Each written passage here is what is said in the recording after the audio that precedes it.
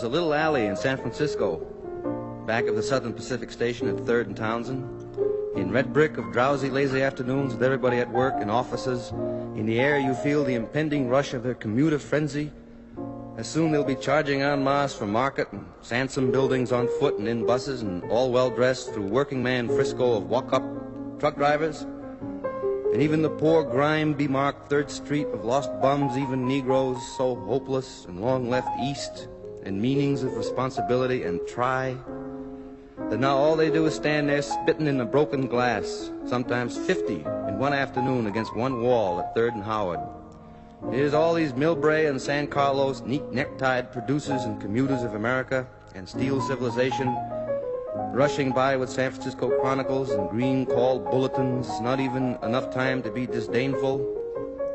They've got to catch 130, 132, 134, 136, all the way up to 146, till the time of evening supper in homes of the railroad earth, when high in the sky the magic stars ride above the following hot-shot freight trains. It's all in California. It's all a sea. I swim out of it in afternoons of sun-hot meditation in my jeans with head on handkerchief on brakeman's lantern, or, if not working, on book. I look up at blue sky of perfect lost purity and feel the warp of wood of old America beneath me. And I have insane conversations with Negroes in second-story windows above, and everything is pouring in. The switching moves of boxcars in that little alley, which is so much like the alleys of Lowell, and I hear far off in the sense of coming night that engine calling our mountains. But it was that beautiful cut of clouds I could always see above the little SP alley, puffs floating by from Oakland, or the gate of Marin to the north, or San Jose south.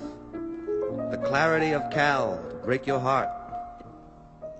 It was the fantastic drowse and drum hum of lum mum afternoon, nothing to do. Old Frisco with end of land sadness. The people, the alley full of trucks and cars of businesses nearabouts. Nobody knew or far from cared who I was all my life. 3,500 miles from birth, all opened up, and at last belonged to me in great America. Now it's night in 3rd Street. The keen little neons and also yellow bulb lights of impossible to believe flops. The dark ruined shadows moving back of torn yellow shades like a degenerate China with no money. The cats in Annie's alley. The flop comes on, moans, rolls. The street is loaded with darkness. Blue sky above with stars hanging high over old hotel roofs and blowers of hotels moaning out dusts of interior. The grime inside the word-in mouths is falling out tooth by tooth.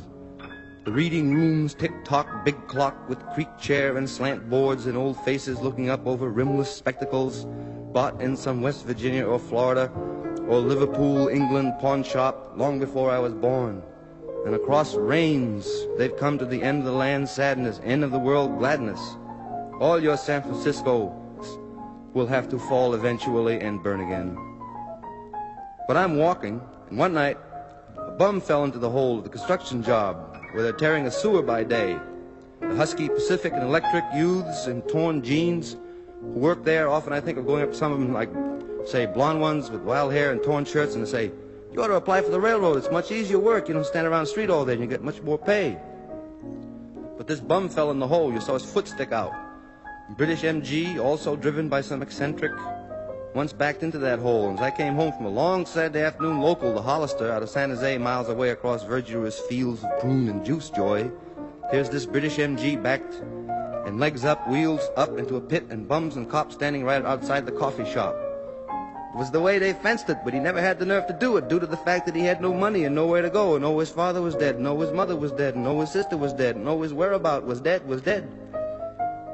But and then at that time also, I used to lay in my room on long Saturday afternoons listening to Jumpin' George with my fifth of Tokay, no tea, and just under the sheets laugh to hear the crazy music.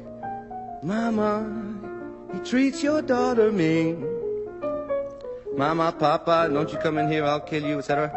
getting high by myself in room glooms, and all wondrous knowing about the Negro, the essential American, out there, always finding his solace, his meaning in the fellaheen street, and not in abstract morality. And even when he has a church, you see the pastor out front bowing to the ladies on the make. You hear his great vibrant voice on the Sunday afternoon sidewalk full of sexual vibratos saying, "Why, yes, man, but the gospel do say that man was born of woman's womb." No, and so, by that time I come crawling out of my warm sack and hit the street. When I see the railroad ain't gonna call me till 5 a.m. Sunday morning probably, for a local out of Bay Shore. In fact, always for a local out of Bay Shore. And I go to the whale bar of all the wild bars in the world, the one and only 3rd and Howard. And there I go in and drink with the madmen, and if I get drunk, I get. The girl who come up to me in there one night, I was there with Al Buckle, said to me, "You want to play with me tonight, Jim?" And I didn't think I had enough money. And I told this to Charlie Lowe, and he laughed, said, "How do you know she wanted money? Always take the chance that she might be out just for love, or just out for love. You know what I mean? Don't be a sucker." She was a good-looking doll. She said, "How would you like to ulyaku with me, Mon?" And I stood there like a jerk. In fact, bought drink, got drink drunk that night in the 299 Club. I was hit by the proprietor, the band breaking up the fight, before I had a chance to decide to hit him back, which I didn't want to do anyway. Not on the street. I tried to rush back in, but they had locked the door and were looking at me through the forbidden glass in the door with faces like undersea. I should have played with her shoo-doo-doo-doo-doo-doo-dookie.